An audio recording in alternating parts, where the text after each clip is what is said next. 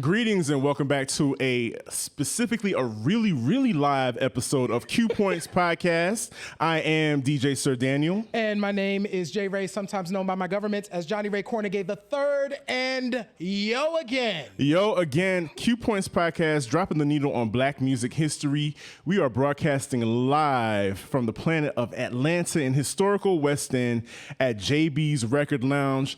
But listen, listener, we're not alone here in the building. No. We're not alone. We have a live audience. Audience, make some noise.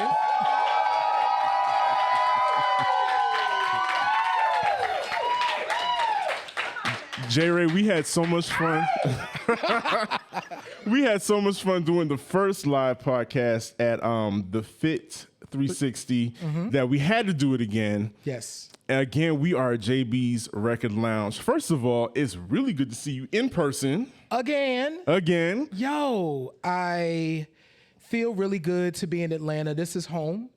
Every time I come here, it is absolutely home. I am grateful for the time that I get to spend taking care of my mom. I'm also grateful for the time that I get to spend here with y'all. So thank y'all for always just making a brother feel like, hey, this is where I should be. It's always a homecoming every time we link. And J-Ray, again, we're broadcasting live from JB's Record Lounge. And this place holds a lot of love for us. Yes. Because JB was one of our very first guests on Q Points Podcast 3 years ago. Yeah. 3 years ago, and he was just getting into the new spot, and he's around here somewhere. But we really want to give you like a whole lot of love and to say thank you for opening your doors, JB. The other day it was his birthday, so let's give it up for the birthday boy.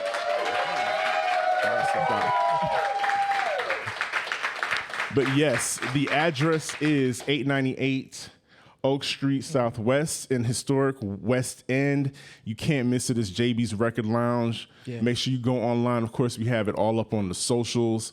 But let's get into it. J-Ray, being here again, we said is very special for us because we're in November already. Okay. Isn't that crazy? That's crazy. We're in November already. And, October 31st, the Christmas music started already. All the holiday ads started. It's happening. It's already happening. But in all seriousness, we know that the holidays can be very difficult for a lot of people. Absolutely. And so we want to hold space for everybody that doesn't necessarily hold the best memories for the holidays and are trying to make new memories for themselves during these holidays. But we want to hold space for you. But, J-Ray, we wanted to talk about something really specific tonight, which involves family and music. Yeah. I want to cover a couple of things, too, because I think it's really important, especially related to this room that we're in. When we think about spaces like what JB has created, this is a space that holds a lot of history. If you look on the walls, you are seeing history on the walls.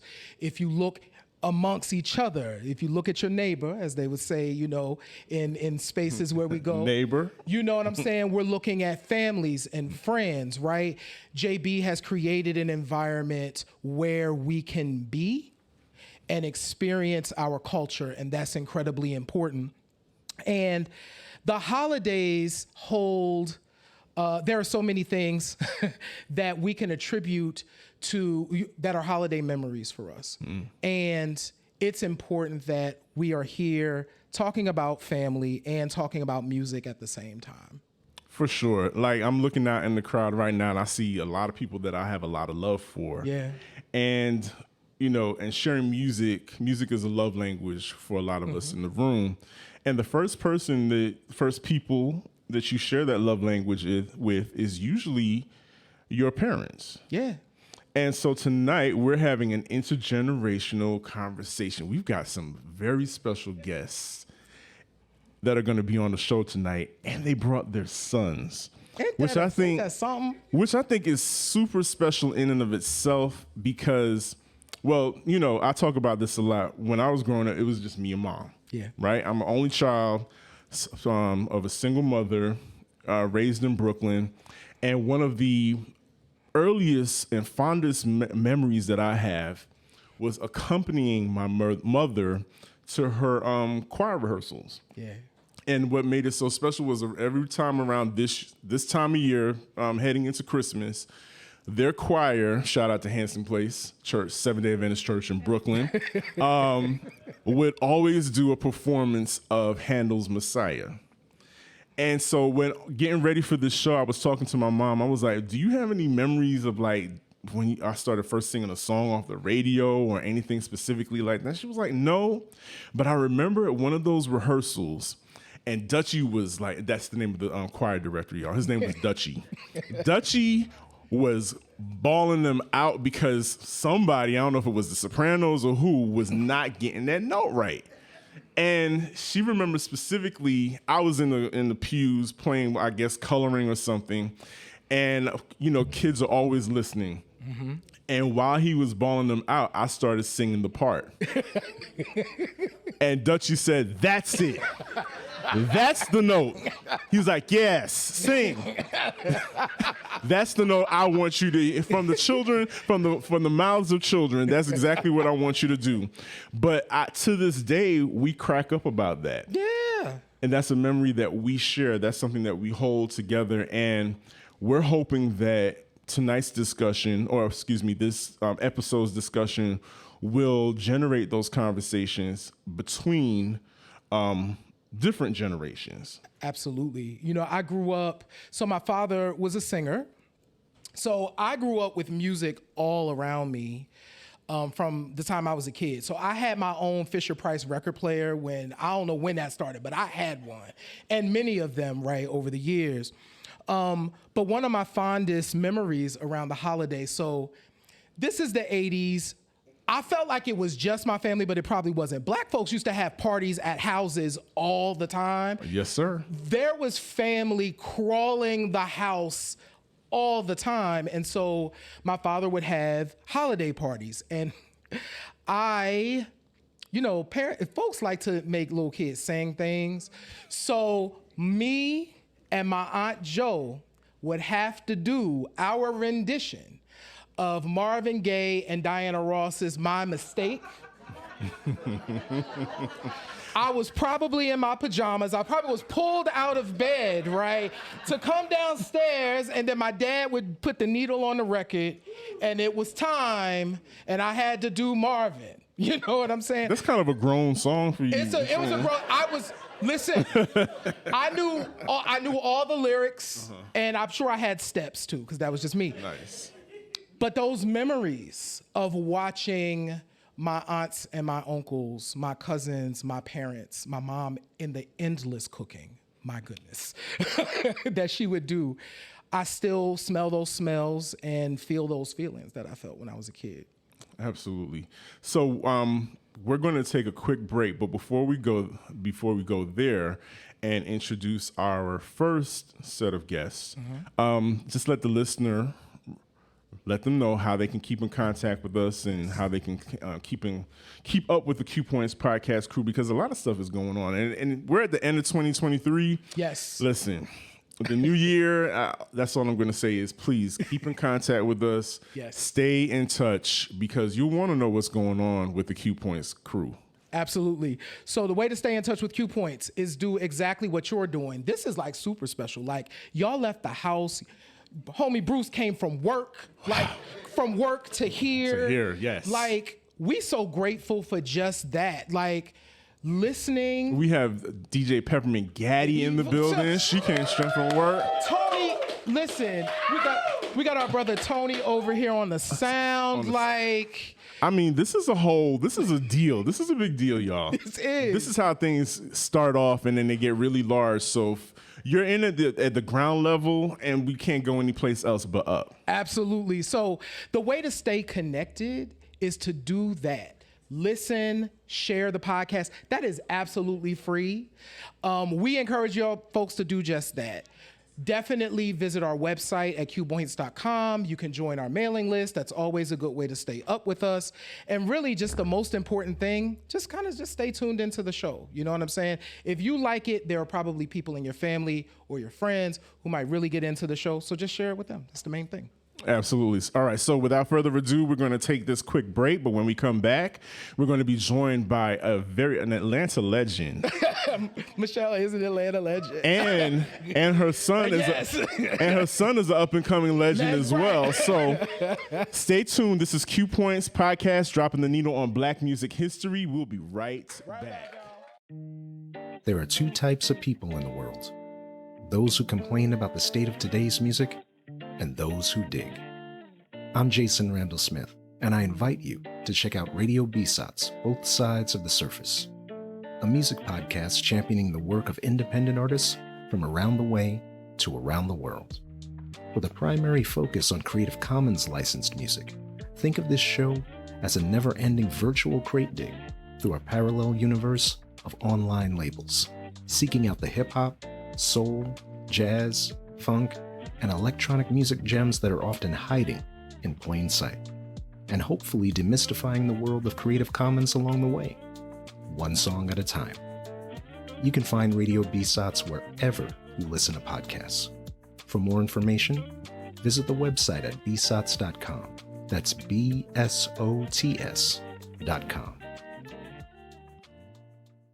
We are back at JB's Record Lounge for Q Points. Make some noise. It's the Q Points Podcast, dropping the needle on Black music history. J-Ray, like I said, we got some legends in the building. We do. Just everywhere in this room. It's amazing. All of y'all, thank y'all. Give yourselves a hand for coming out and hanging out with us tonight. Thank you so much. If you've ever been in Atlanta and you've spent some time here, you've probably heard or seen Michelle Dawes-Britt. Yeah. You have seen her around. You have seen the Real Chicks Rock logo. You've seen, if you haven't heard her on the mic, Right.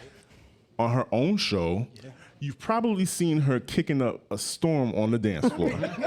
You have seen it. You've witnessed it. I have a story about that. I want to hear it. So, ladies and gentlemen, listeners, we want to welcome to Q Points Podcast, Michelle Dawes-Britt, and on her side, her one and only son, Christopher, is also in the building. Please give it up for them. So, listen, I'm looking over here. Hey, Michelle. Hi. I'm looking over here. Hey, Christopher. Hey. So let me, I have to tell this story. Because really my company Static exists because of Michelle. So I was at Tambor one night. Yeah, 595. Yeah, at 595. Yeah. And so that was a long time ago. A couple of years And back. what happens with me is when I get full on the dance floor, I just kind of stop dancing and I walk away. Yes. It's time to go. Yeah. I've done everything I need to do. And you left it on the dance floor. And I just walk away. And I was walking out and Michelle stopped me. I did. And I looked up, because I'm typically not looking at anyone. I'm just like, I got to go home. My legs probably hurt and I'm really sweaty. And I looked up and I met Michelle. And from that point forward, you have just inspired me and so many of us so much to follow our dreams because you've always followed yours. Thank you. Thank you. And thank you for that. You're welcome. Thank you. That's nice. Thank you, Jay. Yeah, he was getting it in that night. You were getting it in. And I just had to say, you are amazing. She did. We have to connect. And you was like, let's do it. Yeah. And we did. I had nothing. I didn't have a thing. Yeah. And it was like, I now have a thing. Yeah, it's been awesome. It's been awesome. Everybody's just wonderful here in the room. Thank you for that warm welcome. But you know what? You know when you're popping when John Crooms comes in the building. Yeah. That's when it's. I know he was trying to stay incognito. That's when it's official. Because when he But, walks through and he's snapping some pictures, that's legendary. Talk about an there. Atlanta so that's legend. What's up. So Wow. that's, congratulations. We are blessed. We are blessed for sure. So, Michelle, while we have you on the mic and we're Yes. going through down memory lane, please tell us and the listeners about Real Chicks Rock. Absolutely. Again, my name is Michelle Dawes-Britt, and so Real Chicks Rock is my baby. This year, it turned 11 years old. Thank you. Thank you. And so it is a nonprofit. It's an organization designed to empower women. And we've been doing it through community service, mentoring, public speaking. We have a podcast, as Jay has mentioned. Jay helped me pilot my first 3 podcasts. And it was strictly audio at that time. And then I became a guest on someone else's show and caught the bug. And I've been doing the podcast for about 7 years. I started my first show, thank you, in April of 2016. And some of the people in the room, Jay's been on the show. I've had Kipper Jones on the show. Hi, Uncle Kipper. I've had him on the show. He was an excellent guest. And that podcast has been designed really to empower women, right? And the people that love women, right? And so we would talk about financial wellness and management and teachers and our kids in school and stress and mental illness and all of these things. And then periodically I would talk to iconic people like a Kipper Jones or people that I admire, like Melissa Morgan. That was the music that we chose. I interviewed her. And just, I want to talk to people that have done what they've done and why, right? And they've had years of bodies of work. And so that's what the podcast has really been doing. And so just excited to do that here. And I say, because I'm from New York, I'm from the Bronx, I wouldn't be able to do that in New York. I will say that Atlanta is a space and a place that allows you to manifest your dreams, right? To get them out.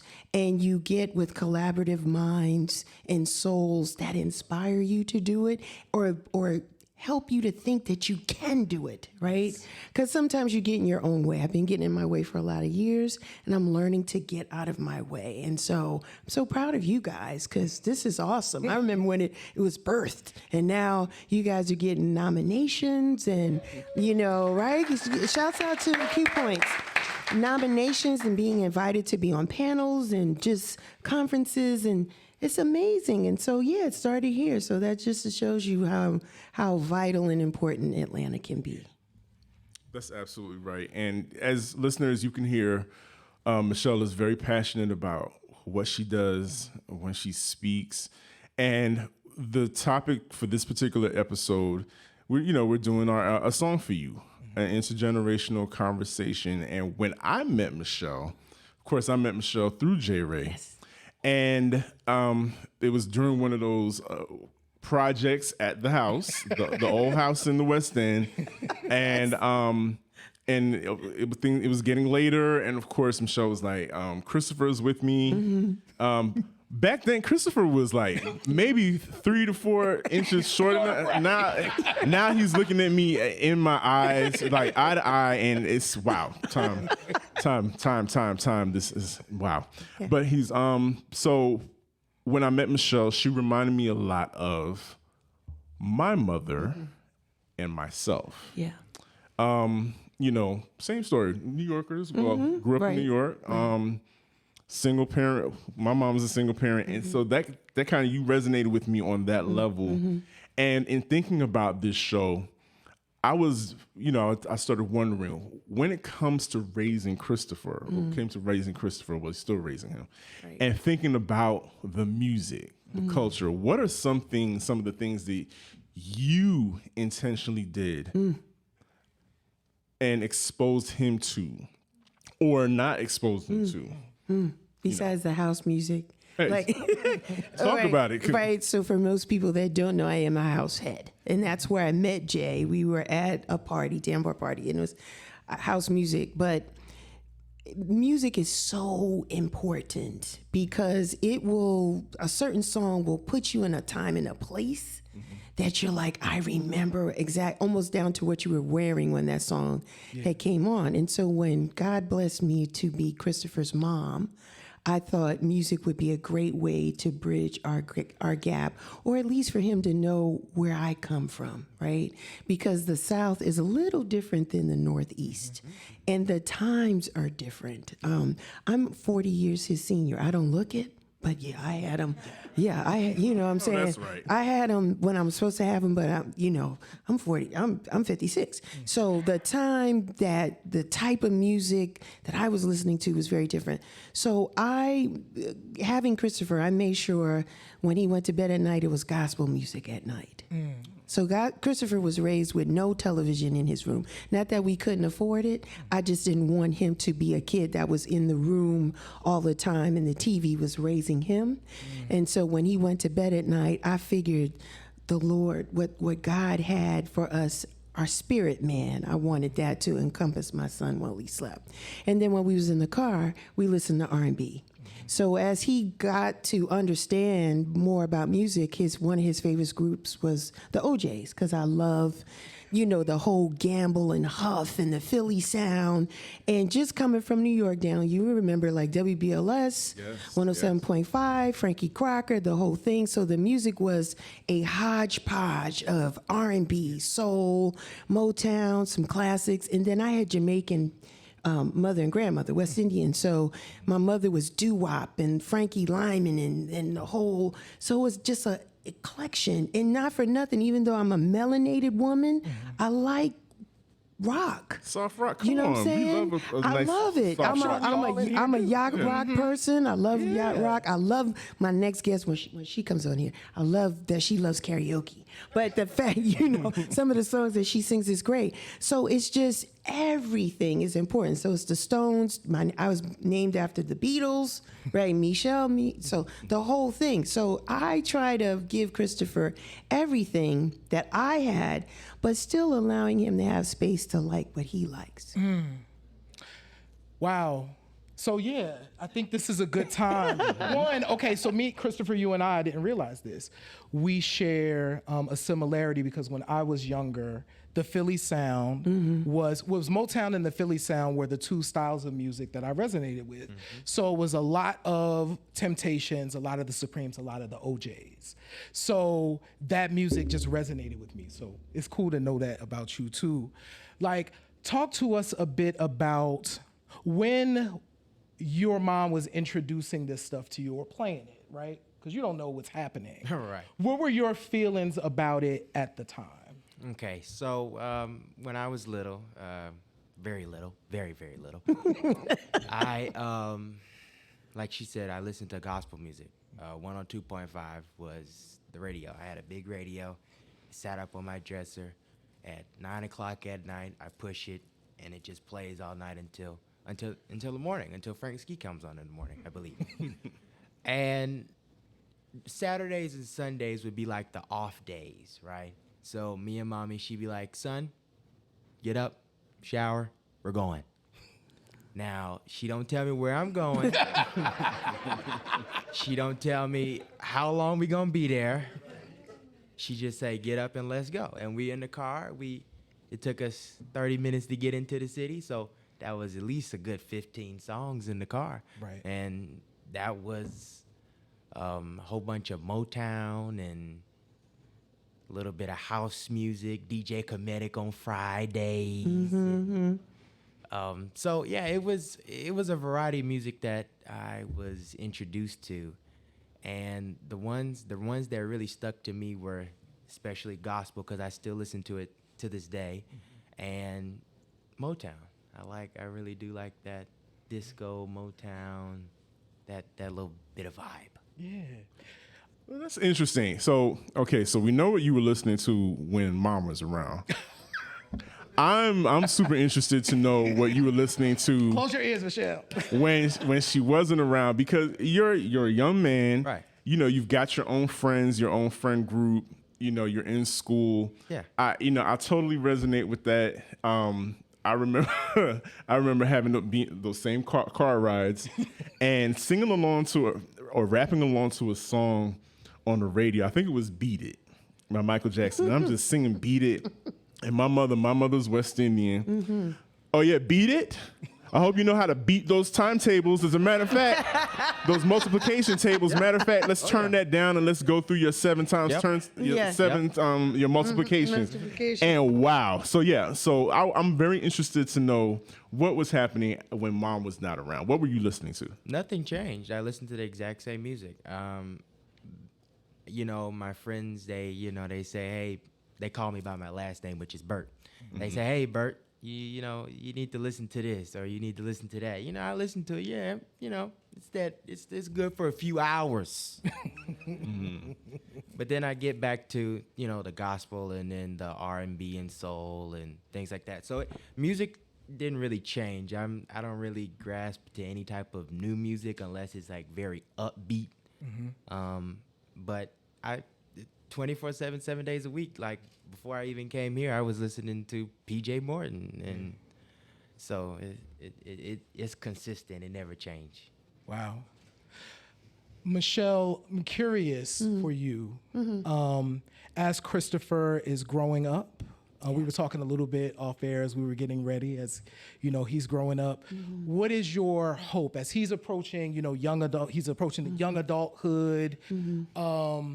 He's growing up in a very different environment. Yes. Right? Yeah. So what is your hope for his generation and him specifically? Yeah. It is very different. My hope for him is that he never lose sight of who he is. That hopefully some of the core values will stay with him and resonate with him. But I also have to allow him to make mistakes, because we made mistakes too, right? And we turned out all right. Yes. You know, but I hope that he never lose sight of who he is and never stops dreaming. Like my son is an inspiration to me because he's a risk taker. He doesn't, you know, this generation doesn't really think about the box. There is no box. They just do what they want to do. They're very intelligent when it comes to this technology and it's digital and streaming and everything. Whereas I'm like, don't it come with instructions? Like, I don't, like some things I'm like, I was just saying today, like, I need to get on TikTok more. Like, I'm not, you know, I'm not doing it enough. And they get on this stuff and and he has a sense of entrepreneurialism that it took me until my 40s to be like you don't always have to work for somebody. You know, you have a talent or a skill, find what that is and tap into it. So yeah, I want him to not lose sight and always know that myself, I'll always be here to love him, but this community, Jay, has helped me raise my son. And so that is why I'm so full right now at the moment, because a lot of people was like, oh, I remember him when he was real little. And so I just want to thank the community here in Atlanta that has helped me raise him, help him be held accountable, give him love, look out for him. So it wasn't just my 4 eyes on him, it was everybody's eyes on him. So continue to just pass that on to him so he can just do what he needs to do and knows that wherever I am, home is there for him. Yeah. Wow. And it's so funny you mentioned dreams. Because when J. Ray and I were having a conversation about questions to ask, J. Ray was very adamant about asking you, Christopher, about your dreams, because typically we don't ask a lot of our young men what kind of dreams do they have for themselves. So we heard what your mom said, but you know, we want to hear from you also. What's the dream that you have for yourself? So what am I in 11th grade? That is so, okay, before you say this, I have to say this. That is so crazy to me. I have a picture that I took of Christopher at my house because Michelle and I were working, and I had my studio. So this is up in Vining. Yes, so this is the Vining way back. The Vining years. Yeah, and so Christopher was sitting on my it was a stool. It was a stool, okay. And Christopher was sitting and had his iPad and the headphones on, all types of that. And so I have this picture of him. This is a little guy, 11th grade. So that's amazing wow. Yes. So dreams. Yes. Christopher, continue. I'm sorry. So as she said about the entrepreneurship, my dad actually introduced me into the entrepreneurship. I was in the fourth grade rather. So, and he brought me into the room and said, "Hey, you wear a lot of bow ties. You need to start a bow tie business." I started a bow tie business. Like a year or so later, that went around for a year. I learned how to sew, and then I dropped that business down. Right, 9th grade, I got into high school, And then I was introduced into this drone and airplane aspect. So this is where my dreams come into play. But I'm still doing entrepreneurship. So I had a drone, Christmas, didn't know what to do it, crashed it in the backyard, right? Got new blades, yada, yada, yada. I went to school and I found out I had a class with aviation, which include unmanned aircrafts, which is drones and planes. So I took that class. I've been taking that class for 3 years. I am, my dream is to finish my pilot school to get my PPL, which is a private pilot's license. I'm hoping to get that by the age of 17. I own my own business. I've been in business for about a year now. It's a drone business. I just now am about to get some business once I get my drone certification. So that's my other dream, to get my drone certification to be finished. I got one of my dreams completed, was getting my driver's license. That took a year. And we all know that's freedom. That is real freedom. And you can play whatever you want in the car by yourself. That took, and mommy can tell you, I didn't know I had to wait a year and a day until I read it. I had to wait a year and a day, so I waited a year and a day. And then I was introduced to this Joshua's Law. She could tell you, it's a story. Mm-hmm. It took me 2 weeks to do Joshua's Law. If you have a child and they're about to get their driver's license, it takes 30 hours to do driver's ed. That's a lie. It takes a little bit longer. So I completed that. That was a very hard thing. I feel like now taking a driver's test, not a driver's test, doing things to get a license is harder than it is back then. Because I heard they was just able to go get the driver's test and pass and get their license. No, I failed the first time. I took my driver test. I have big dreams and aspirations. So I want to become a pilot by 21. I am working on becoming a charter pilot by 17. I just got my ground school confirmation today. I am going to finish that. I have a voucher for that, so I'll finish that up. I should be finished by December something. And then by the time I turn 17, I should be in the planes flying, making some money. Ladies and gentlemen, give it up for Captain Burt. Captain Burt in the building. We saying that right here and right now. Wow.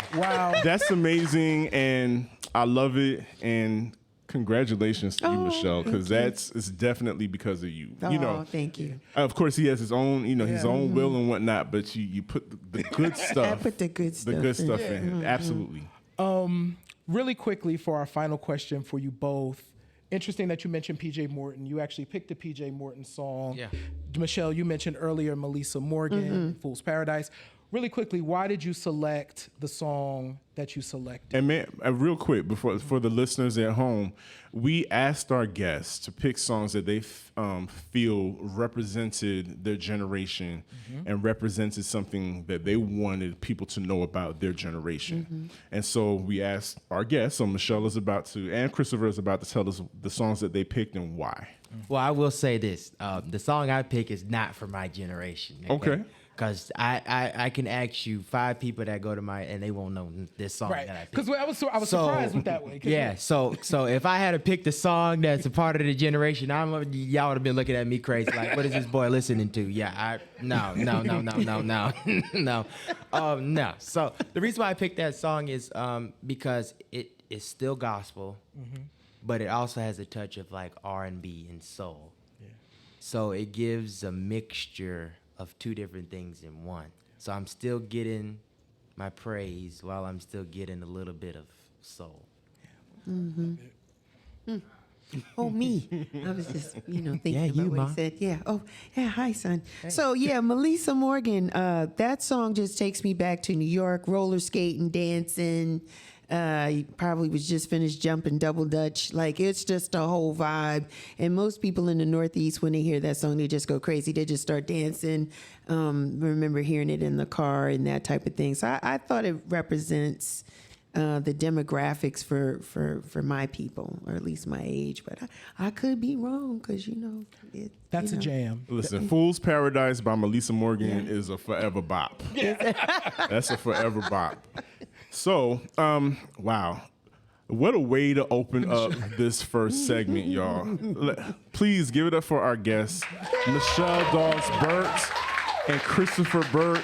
Thank you so much for taking the time to share your memories with us and to share these stories and be an inspiration to everybody listening, to mothers, to children, families as a whole. And as we come back, we are going to speak with another dynamic duo, some more Atlanta legends in the building. Yes. And please, J. Ray, you know what else we're doing towards the end of the show?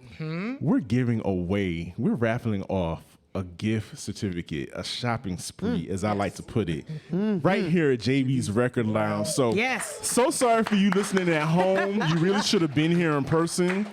But for the people that are in the building, they have a chance to win a $50 gift certificate to spend right here in JB's Record Lounge. Nice. And courtesy of Q Points Podcast, because that's how we do. But we want you to stick around. This is Q Points Podcast, dropping the needle on Black music history. We'll be right back.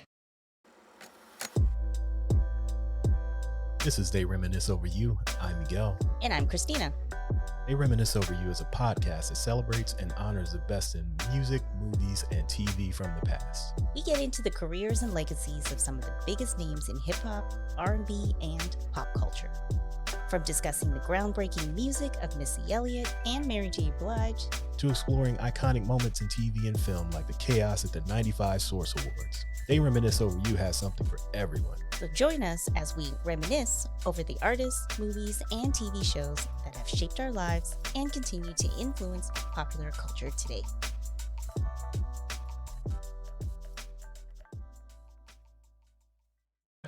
Welcome back to Q Points Podcast, dropping the needle on Black music history.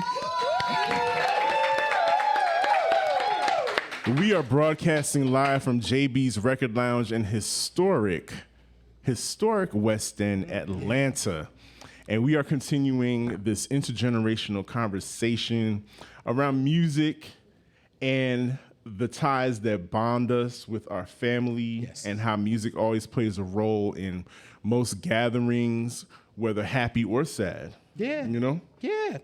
It is so important that y'all are here because, one, Kimberly, you have been rocking with Q Points Since the beginning. day one. When I had a little more hair. Right. A little bit more. Well, tell the people who you are. You dropped the dime. Go ahead. We have special guests in the building. Go ahead and introduce yourself. Well, my name is Kimberly Stewart Lucas, also known as Warrior Mama. Founder. Give it up. Give it up for her. Come on, y'all. And just grateful to be here and to join you all again, because it was during COVID, during 2020. I think I did a, what does the DJ stand for and what does the DJ mean? And we can talk about that later about my connection to DJs. Yes. I'm not a DJ, Yeah. but work with DJs. But, Absolutely. but I'm grateful to be here. And this gentleman on the side, my Virgo brethren, please introduce yourself. My name is Solomon Stewart Lucas, son of the Warrior. I love it. I love it. So, wow. So Solomon has a very interesting position. Mm-hmm. J. Ray and I were talking about this. Solomon, you grew up with the cool You grew up parents. with the cool parents. You got your mom is a hip hop mom. Your dad is hip hop. He's a tattoo artist. You got the cool parents. Thank you. I mean, are you aware of that? Did I'm totally aware of that. Totally okay. We remind him all the time. All No, the time. All the time. And so, Kimberly, okay, let's just get to it. Let's get into it. Come on. So we're here. we came up in the Freaknik era, as I like to call it. Yes, indeed. Because we've been here in Atlanta long enough. I've been here since 1979, with the exception of 85 and 88. I was in Jersey, but I'm a Okay. Georgia peach. All right, and I've been here since '91. So Okay. we came here at the right time with the influx of music and how music changed. Look, we came up on 2 Live Crew all the way to the Little Kim era. So I mean, we dropped it low, we popped it with the best of them, all of that stuff. Well, my knees were better. Exactly. Now, Kimberly, do you think that the music today, do you think things have gone too far, or is it just history repeating itself? What is too far? I will say, and you may have seen this post on social media, there was music in the 20s and 30s when they were talking about what I got here, what I got here, and what I want you to do with it. I've seen it too. I've seen it too. There's nothing new under the sun. Right. But what is different is this element of social media and exposure. And so it's more widespread, the messaging, the images, but there is nothing new under the sun. Millie Jackson is one of my sheroes. And her mouth, people would say, is filthy. We love that filthy. We love Millie Jackson. Because what she embodied was just this understanding of her sexual prowess and divine feminine energy. And she shared that whether people wanted to silence her or not. And she just showed you how to be a bold woman. And I appreciate that. So there's nothing new. And I also will say, I'm not going to disparage any of these young girls, these new artists that are coming up. There is room for all of them. All of them. You may not like what they're saying or how they may be, showing themselves on media, but there's a balance to it. There are other artists that are out there that have other messages, and there's room for all of them because there's enough attacks coming against us in our community and our girls and our boys. I'm not going to add to it. I'm just not. Kimberly, you said something really important, and we talk about this a lot on Q Points. One, we agree, because me and Sir Danya were talking about this as we were thinking about the questions. Like, we recognize that there's nothing new under the sun, and one of the things that we hope to do with Q Points is leave the recipes. Yes. Because I do think there are lessons and recipes and things that are in danger of getting lost. Kipper talks about Sankofa a lot. We have to be willing, ready, and prepared to fetch those things, share those things, to make sure that our folks don't lose these recipes. Folks need to know about Millie Jackson. Absolutely. And if they knew about Millie Jackson, they would have different conversations about Sexy Red. Yes. Thank you. Thank you. And and I'm gonna shut up on this after this. The only thing that I would say about the difference between Millie Jackson and Little Kim and then the artists that we have today that are presenting their music is it's not so much that the songs itself is dirty or trashy, it's the delivery. It's the packaging. It's the production. I mean, the things that we received, that we were listening to, there was some production value to it. There was, coming from the hip hop generation, there was actually some flow. There was actually some diction that we can understand. And that, I think, has been taken out of the equation, out of the recipe. There's no time spent in crafting your message. Whether you come from the down bottom and it's brown and this is pink and all that, that's fine. That's all fine. Like we said, there's nothing new under the sun. But that's all I wanted to say regards to that. I didn't want to harp on that too much. Can I share a little rebuttal? How many folks here have opened up Ohio Player's album? The Long Way. Right. So you unlocked a memory for me earlier. A memory that I had of what was shared, my exposure to music. Yeah. And my father in our basement in Southwest Atlanta, off of Peyton Drive, he made frames, wooden frames, all over the wall, and he would insert the album covers there. Yes. And so that was my exposure to music. I can see the Earth, Wind & Fire albums. I can see who's the Iceman, Butler? Jared Butler. I can see, and the Ohio Players. And I always got warnings, and they were always placed on the top row. Right. Because, and this will go to another conversation, because my father was a consummate collector of Players magazine. That's a whole nother story that led to Reclamation Project and one of the events I do. So he was mindful of that, but there's, again, the packaging was there. It was there. So again, I think also we get older and we have learned lessons that we wish that we knew then. They're gonna have that they have to have that opportunity as well. So, let's talk to Sexy Red in 25, 30 years. Will she look back and say something that she would do something different? Maybe, maybe not. But having that room to be able to do that as we had the room. I'm 47 years old. What I was doing at 27, I was a mother. I was a mother because he's 20, but it's a lot He's doing the different. math And the over there. lessons that I would tell myself are going to be different. So we have to allow that. Absolutely. You just said a whole mouthful, so now I'm really curious about this question I'm about to ask Solomon. Okay. So we are curious. So your mom just dropped a whole bunch of bombs in terms of music that she grew up with. I'm curious, like, what did you grow up hearing in your house? A lot of good stuff. Okay. So, one that pops out the most is Foreign Exchange, Leave It All Behind. Did you listen to our show about that? No, I did not. I'll have Please to watch it listen after to that this. show. It's great. You did good. You done good. good. You done We good. played that album So much. A good amount of Jill Scott, Omar, Outkast, of course. Let's see, what else? Ellen John, Queen. Yes. Who else? Stevie Wonder, of course, Michael Jackson, Janet, Tina. List goes on. What were you really into as a kid? What popped out to me the most, what stood out to me the most, I'll say Stevie and Elton.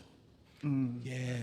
Classic songs and classic catalogs from those folks. Share where you were introduced to some of those artists. What shows were you watching? Muppet Show. Good stuff. Muppet Show. Shout out to the And one of- Electric Band, with Dr. Teeth and the Electric Band. Shout out to them. I Was love it Janice? Janice, Mama For Janice, sure. Janice. Those For sure. special guests? And then Diana Ross being one of the special guests. What I think they did a Prince was on there. Oh, Prince! I didn't mention Prince. Why did I mention Prince? Well, it's okay. Prince, yeah, of course. That's one of the artists I listened to a lot too, growing up. Now, was there anything that you all bumped heads on? What did you could not get into? I don't know. Everything kind of just stood out to me. It all sounded good. If I couldn't get into it, then it went out one ear, went out the other. Yeah. That's how it mostly goes. And what do you think, because you just turned 20 not too long ago, how do you think your age has shaped what you listen to today? It definitely has changed over the years, but I think I've gone back into listening to more like Outkast or anything that's kind of stems from that, like Smino, the song that he chose. There's some songs that he's done that sound like Andre off of Speakerbox. So it's definitely shifted into like what's new, or like what I grew up with, new things that came out when I was growing up, back into the new stuff that sounds like when I was like 7, 8, 9, but still from the newer artists. Yeah, got you. And so I'm going to ask you the same question I asked Christopher. Now, when Mama's not around, what do you get into? What do you listen to? Basically what I just said. But I'll say in 6th grade, like middle school, that's usually when I started listening to like the modern day rap trap. So I was listening to like Young Nudie, Lil Uzi, Okay.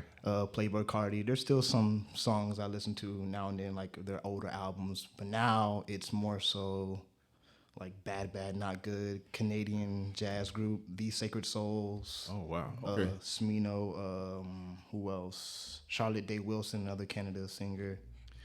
Now, did your mom introduce you to the gospel classic and this is from an Atlanta group, the gospel classic "Nuck If You Buck"? Are you familiar with that? She didn't have to. I would have learned it either way.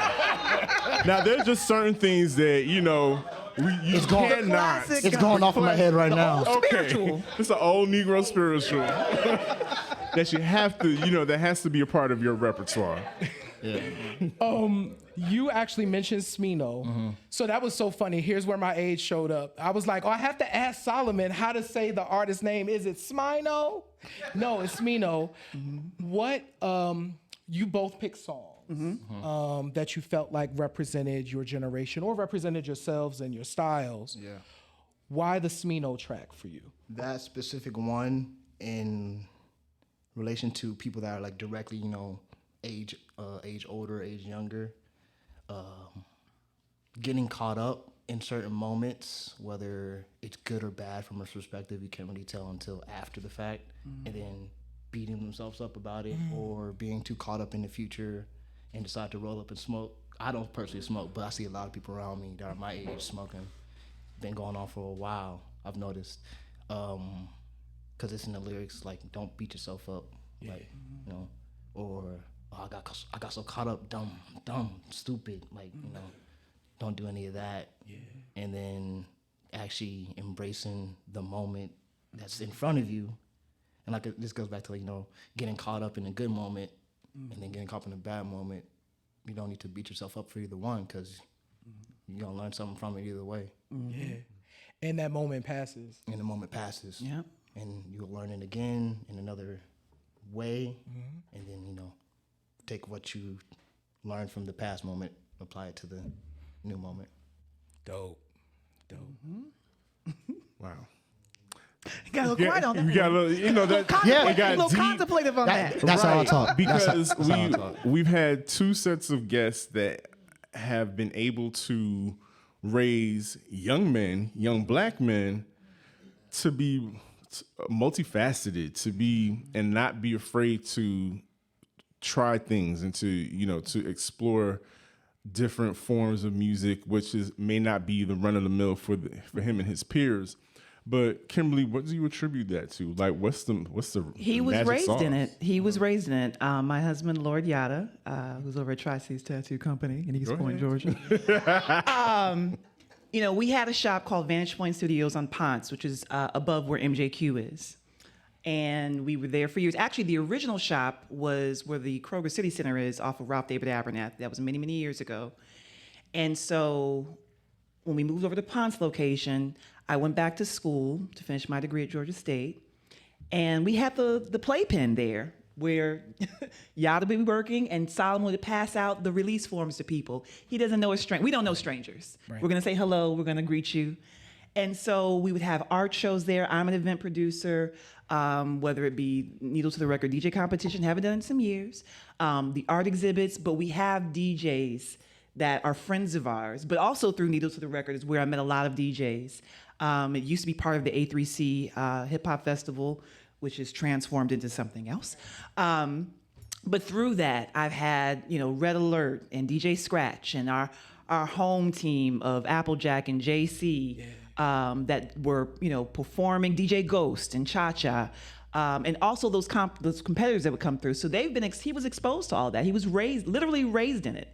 It's what he knows. You talked about community. This is the community that he was raised in with his two sisters.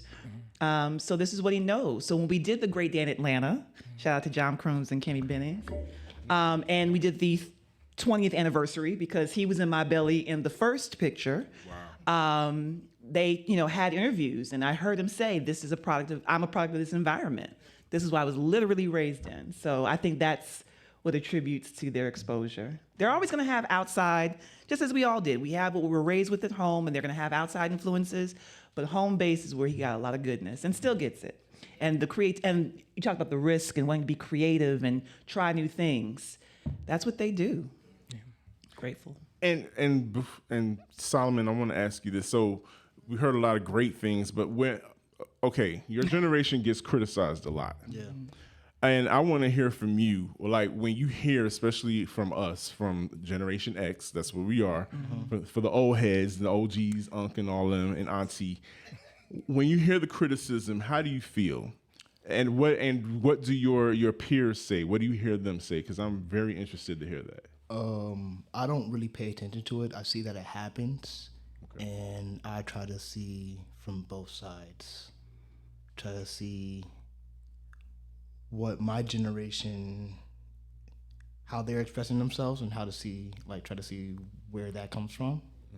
And I think I've already, know what it is, but just haven't understood it to a way to say it out, and then try to see the exact same for the older generations that criticize the newer generation. So I don't pay too much attention, but when I see it, I try to understand it in my own way. Peers, necessarily, I don't really hear them say much. I think, and like you said, earlier, Kimberly, about exercising grace. That's what I find myself doing, is trying exercising some grace and giving them some space, the generation, because everything we did stuff that appeared to be rebellious as well. And I think there was just something missing. There was something that bridged the gap between us and our parents, even though they criticized what we were doing with hip hop. Right. And we did this show because we felt like there was just something missing. Like there was a gap between us, our generations. And that was worrisome to me and J. Ray. And especially when we're talking about recipes and losing those recipes, and where is the culture going? Hip hop is celebrating 50 years, but just making sure that those things are passed on, and they want them to be passed on, and are willing to listen, and are keeping that door open so that we can have that line of communication open with each other. But I think this episode actually gives me hope that gap is not as large as we think it is. I think a lot of times we talk about we're on different ends of the spectrum, and there are those instances, but I know it's just not Michelle and Christopher and myself and Solomon that have these connections. There are more families that have that. And at one point, people asked us, what do you think about the criticism against the music? Every generation gets asked that. They get it. And it will never change. And again, the difference is we have different definitions and different life experiences to be able to ask that question. And his generation at some point will be asking that question to, the younger generation as well. So it's just, that's the flow of just life. As we wind down this evening, we want to talk about inspiration. Kimberly, what's inspiring you these days? Oh, goodness. Peace of mind. Rest. That is part of worship. Healing. With the events I've done, you asked me the question about, doing all these things in town and this. And yes, doing events is one of my passions, but there's also a time for just kind of laying low. Sure. And just assessing and being grateful for all that you have done, all those that are around you, to build up the energy to produce more. But I'm understanding as I get older and as my body reminds me of my aging and my maturity, to take moments to rest, set boundaries, maintain boundaries, and just show appreciation. Honestly, that's what inspires me. So if I'm doing events, if I'm getting involved in something, it has to produce that. The end result should provide either resources or encouragement or support to rest, to understand, to heal. That's what inspires me. Solomon? A little bit what she said. learning the importance of winding down to shoot forward. And